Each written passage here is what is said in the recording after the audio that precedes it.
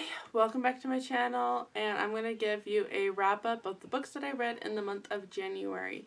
I have a collapsing stack over here. Literally, they just went kaplunk all over the place. So I'm just going to get started. I was able to get some of these books wrapped up pretty quickly because I had an accident. Yeehaw! I rolled my ankle because I'm a klutz and gravity still works. Let me just get started on some of these books that I've read. The first one I'm going to share with you is an audiobook that I read and finished this month. It was so good. It was The Reunion by Dan Walsh. And it is the story of a news reporter who wants to write the biography of Vietnam veterans. That's the word I'm trying to think of, veterans. His father was one, he died, and he just kind of wants to write their story. And one of the people that he interviews wants this man to find, I believe his name is Dave. He wants them to find this other man that basically saved their life. And you're getting multiple stories within the story, and it was so well done. The narrator was phenomenal. As long as he didn't talk like a woman. He kind of ruined the feminine appeal in that aspect. But it was a beautiful, beautiful story. The thing that I just kept taking away from it was when the guy is explaining to the reporter what had happened and why they want to find this guy. I think they called him Red. I don't remember. He basically, you read what had happened. He doesn't just tell you, but you read actually what happened. And then it goes back into, present day, and the guy says, that's the cleaned up version. There was a lot of 4-letter words, but we don't need to talk about that. And I was just like, yes, there is stuff that we just don't need to know, but we know it was there, but we just don't need to hear it. It doesn't add anything to the story. So I loved it. The Reunion was phenomenal. Highly recommend it. And I got it as an audiobook. I'm not going to be able to tell you what I read first in the correct order of the month. It's just I'm going to pick up and go from there. I had shared, picking this one up first, I shared that we were doing this in our family read-alouds. We did this for history. And I just don't see a lot of reviews on this, which makes me think it is not a well-known book. And we really enjoyed it. It is Black Powder by Ali Sherrick. It was great. The kids really liked it. Some of the things that I wasn't sure about, the kids, jumped all over and said it was really good. It is about Guy Fawkes Night and all of the plot to kill King James. And so it was a really good read, so I wanted to kind of put that out there in case you're looking for good books like that. I thought it was a really good book. I don't even know where to put all this stuff. Okay, another book, like I said, I'm just grabbing from my stack. Another book that I read was The Three Faces of Nellie, The Real Story Behind Laura Ingalls Wilder and Nellie Oleson, by Robin Elizabeth Miller. It's how Nellie Oleson, the character that Laura Ingalls wrote about, was actually 3 people, and just throughout different throughout different timelines of her life, she ended up bringing the persona of Nellie Oleson through a couple of different people that were within her life. And then this book basically explores their history. So you've got Nellie Owens, Genevieve Masters, and Estella Gilbert. And the writer goes through kind of how Laura's perspective of them were. A lot of it is based off of the Pioneer Girl, I think, biography of Laura Ingalls. And then it goes through the history of how that Nellie person came to be, and then it explores her parents, and then her children, and maybe the grandchildren, or the grandparents. Basically, just how they came into the country and came to being. And it was definitely fascinating. Sometimes I think it felt a little dry. And what was interesting to me is the Nellie Owens, the main gal, she was divorced. Her mother was divorced, her mother-in-law was divorced, and her daughter was divorced. Maybe not her mother, but there was just so many divorces, and they all claimed themselves as widows, not divorced. It was just really fascinating to me. And then there was just a lot of other history aspects. You know, it was a rough time, and just some of the history that you're like, this, I prefer reading Little House on the Prairie. This one's a depressing. So I thought that was really interesting, and I don't remember how many stars I gave it. Like 3 stars, I think. Like, it was fascinating, but I probably won't pick it up and read it again. Okay, The Sea Before Us by Sarah Sudden, Sunrise at Normandy. I have to say, like, when I've hyped myself up for this book so much that when I picked it up and it kind of felt like it was going to be I'm trying to think of the word, but basically, like, you know what's coming. It's so predictable, and it was, to a small extent, like, it's not a mystery, but it was so much more and so much deeper than I gave it credit for. So it starts out with the main character, Dorothy, who basically she's not what she used to be as a girl. She used to be kind of freckled and fat as a girl, and now she's a young woman, and she wears makeup to kind of hide that she still has some freckles, but she wants to win the heart of this soldier now that basically dislikes freckles. And so she basically becomes a different person so that this guy's going to like her. And then you've got another character that comes in. He's from a ranch or lumberyard or something back in Texas. And from America. Okay, he's kind of like your typical, I think it's Texas, typical American hero, and he's over there, but basically he's kind of running from some of the things that happened in his past, and it's just a beautiful story of them trying to figure out who God is through this World War II thing. She works as a naval officer, and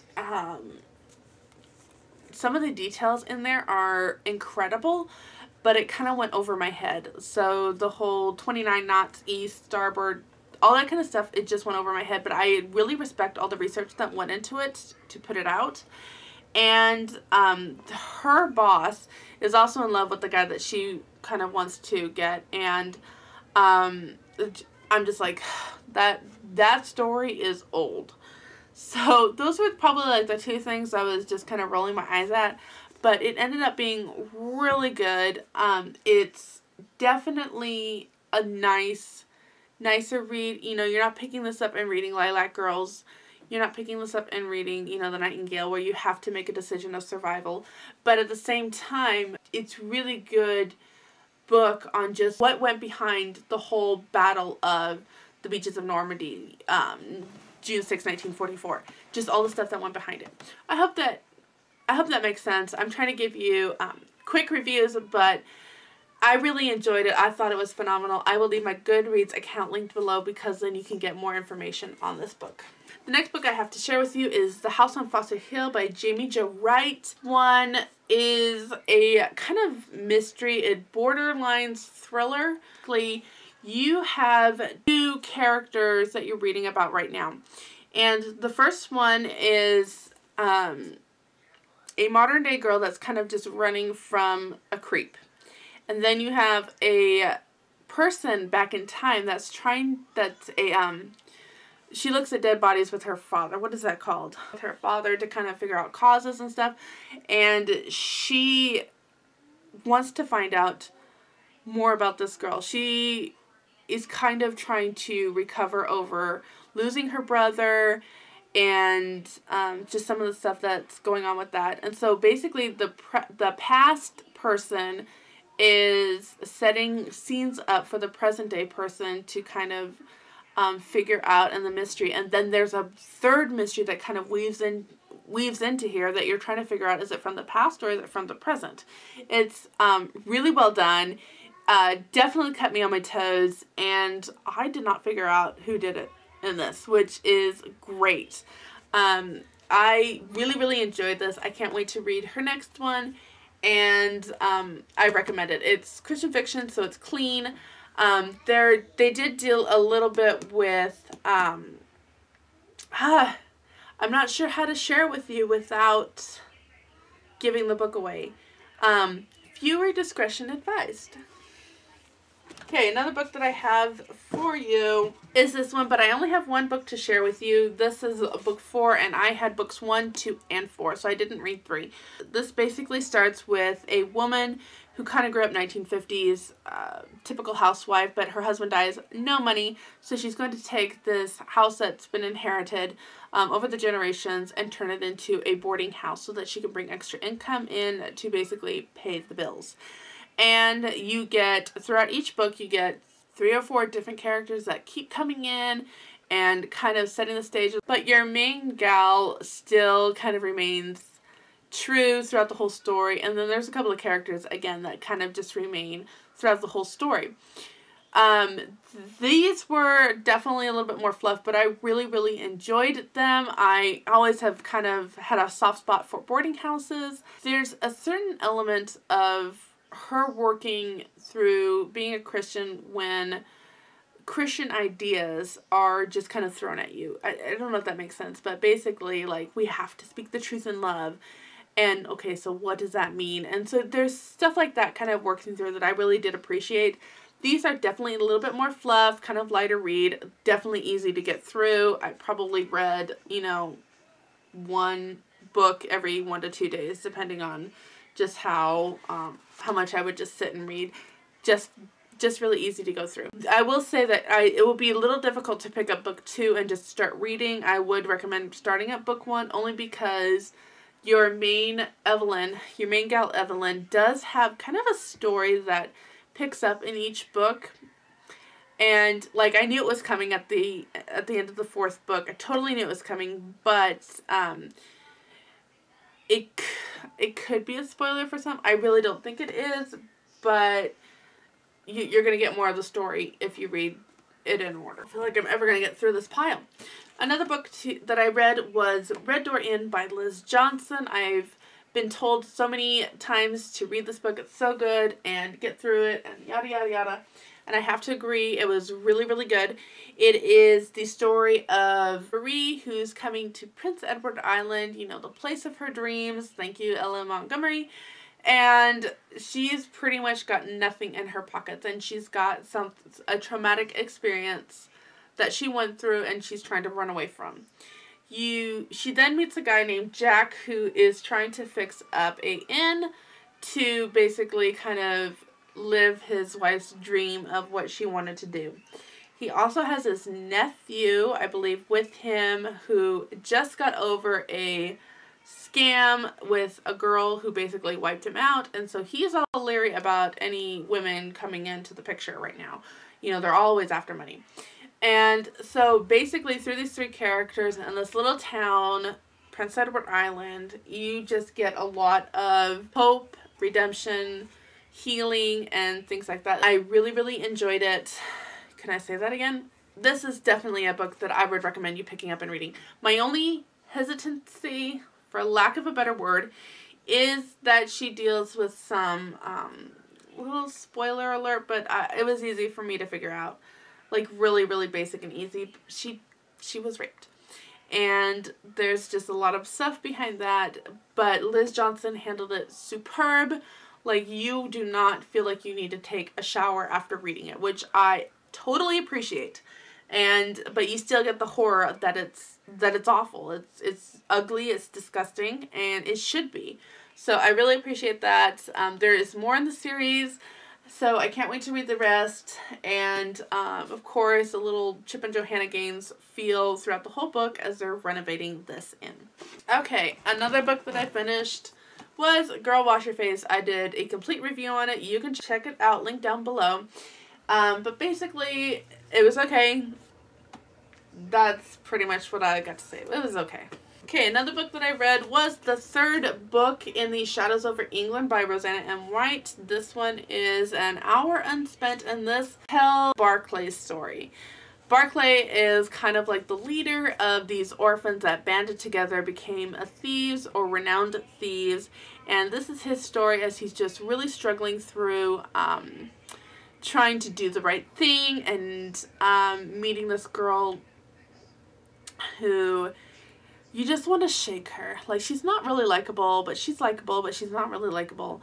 Again, I gave it 4 stars. I think the first one is still my favorite, but Barclay's story was pretty awesome. You still have your war intrigue going on, and I can't wait to see what they're going to do. I really thought this was going to be Margot's story, but nope, not yet. So it looks like she's going to be starting a whole nother series, so I can't wait to see where she's going to take with that. It was good. I really enjoyed it. Let's try to keep it simple, short, and snappy. Back to our regularly scheduled program. Okay, so the classic that I was going to try to read this month is Confessions of St. Augustine. This is a translation by Edward Beauvoir-Pussy? Pussy? Oh. Anyway, dude, this thing read harder than the book of Romans. And I got to the point where I felt like I was just going back and rereading it, And so I ended up purchasing a book. I was trying not to. I ended up purchasing this copy, which I literally just went Googled, best American translation for Confessions of St. Augustine. This is translated by Maria Bolding. That's all I can tell you. It's a translation for the 21st century. So it's definitely a lot easier to read, but you still feel like you're kind of reading a prayer book and the book of Romans. There's nothing wrong with that at all. It's just it takes me a little bit longer to read and to reflect and to basically kind of just put in my soul. So that's all I got for you. I haven't gotten anywhere in that book. So my classic for this month is kind of Shaw. Okay. Dude, I wish I had some kind of order for this. I'm sorry, I don't. So another book that I started this month, did not finish, was Long Days of Small Things, Motherhood as a Spiritual Discipline by Catherine McNeil. This is one that I really, really wanted to love. I think I got to page 26 and was like, okay, I gotta look up reviews or something. I was like, this reads like an Anne Voskamp book. And I don't like Anne Voskamp. The 100 or 1,000 Gifts or whatever it was did not appeal to me, did not like it. This was a lot like that. But I literally got to page 26, went on Goodreads. I got to page 26, finally went to Goodreads review and found the perfect review of everything that I was thinking about while reading this, and she only made it to page 25. So I'm going to leave that review link down below because literally it was just everything that was just on my mind as I was reading this. I didn't finish it. I'm kind of bummed about that. I was really looking forward to doing this. It's just not for me. If you like Anne Voskamp, you'll probably love this book. Okay, another book that I finished this month was Unschooling Rules by Clark Aldrich.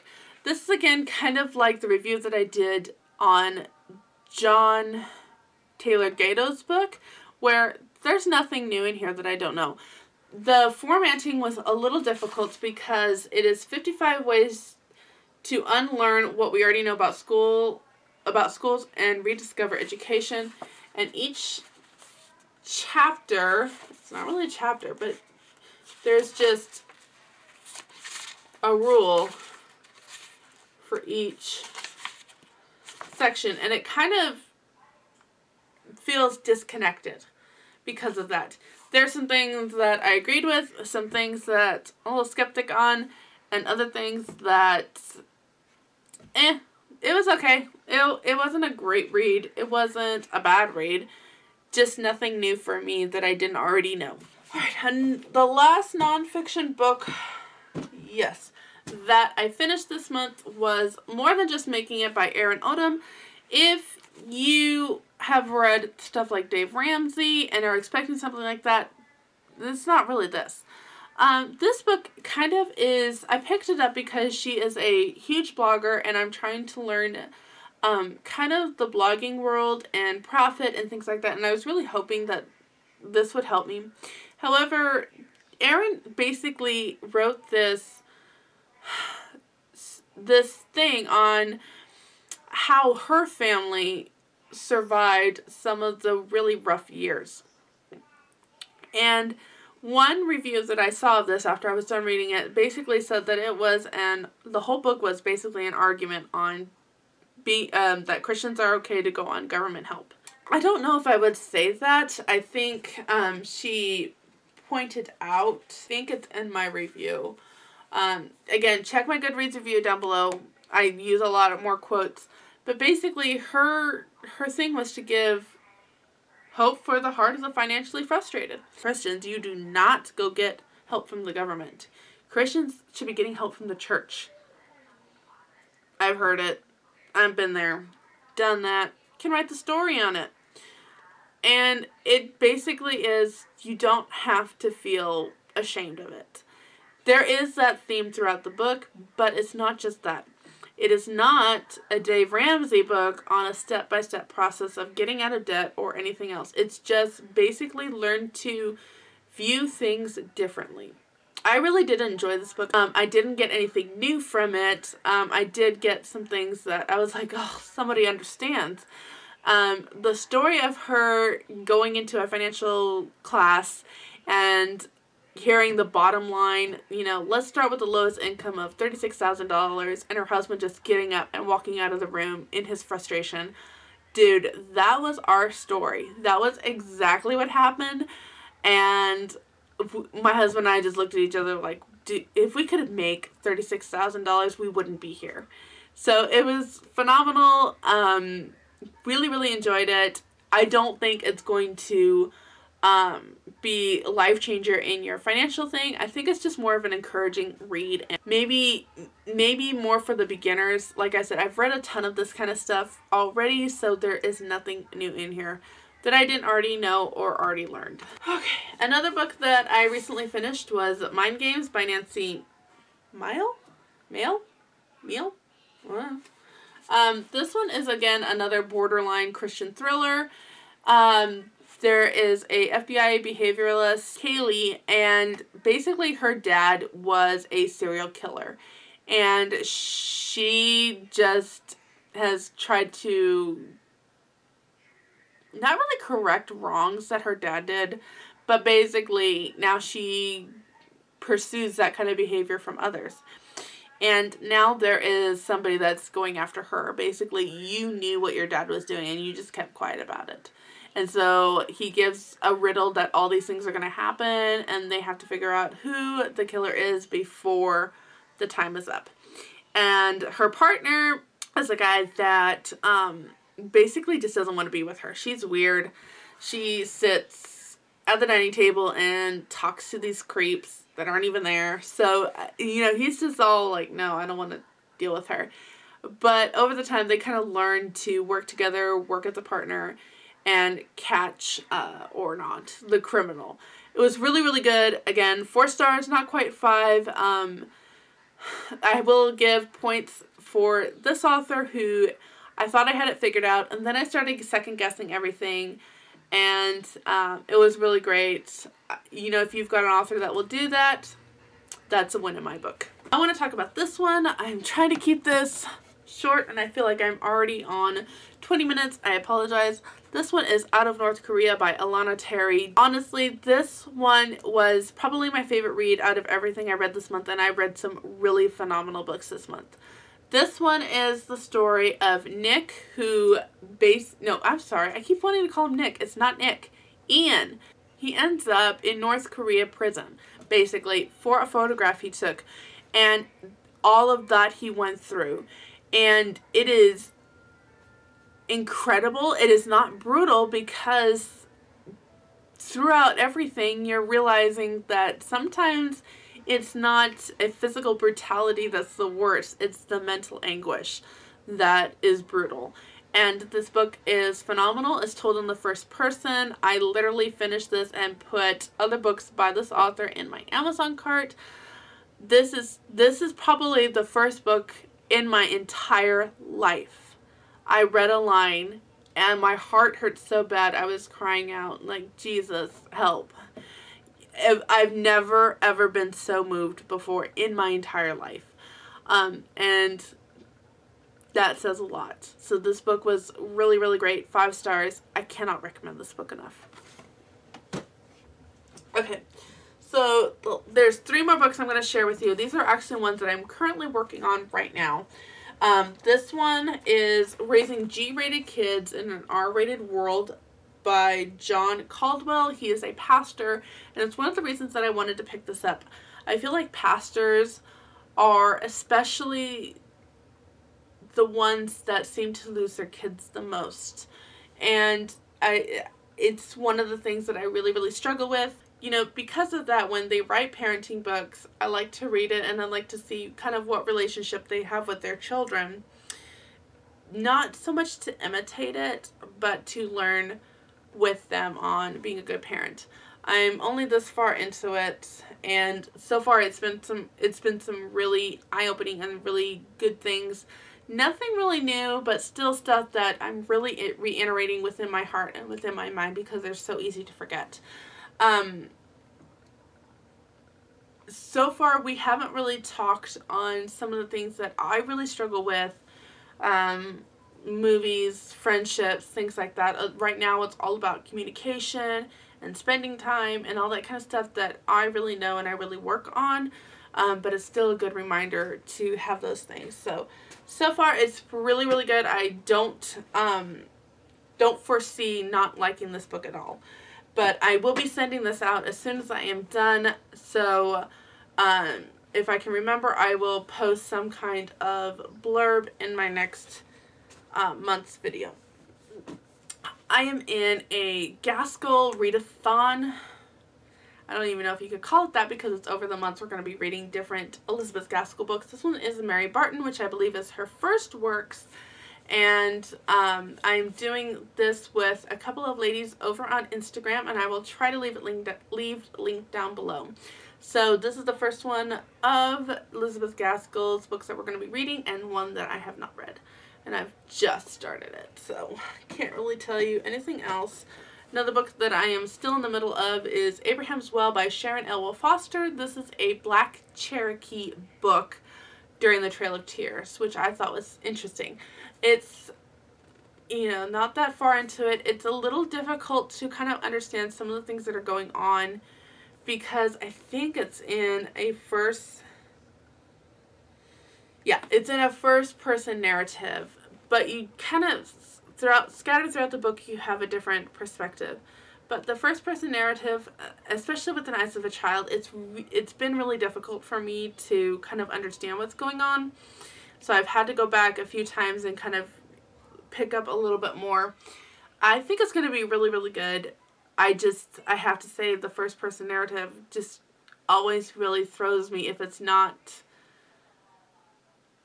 I don't know, just some of them, it's just really hard to get into. But if you're looking for stuff like this, like I think this is kind of lower or harder to find. Like this one's about the Black Cherokee on the Trail of Tears, and it is Christian fiction, as I believe. Bethany House, yeah, Christian fiction. So that's going to be it for this video because I really do not foresee me finishing any of those in the next 2 days. Christian fiction is kind of like watching a television show. Especially with TV series, you know, they kind of just move along and get going, and it's just more of a refreshing time to just sit and relax and take your mind off some of the heavier things. Some of the other books are a little bit harder for me to kind of get into, but that's not really the word I'm thinking of. But I really think a lot more on those books, whether or not they're Christian, or mostly because they're not Christian. And so I have filters on that I'm like, okay, why is this the way it is, and does this line up with what I believe? Or nonfiction, which, you know, you just think a lot more. You have more reflective on it, and some of the books that you just kind of breeze through because they're just like a fun movie to watch.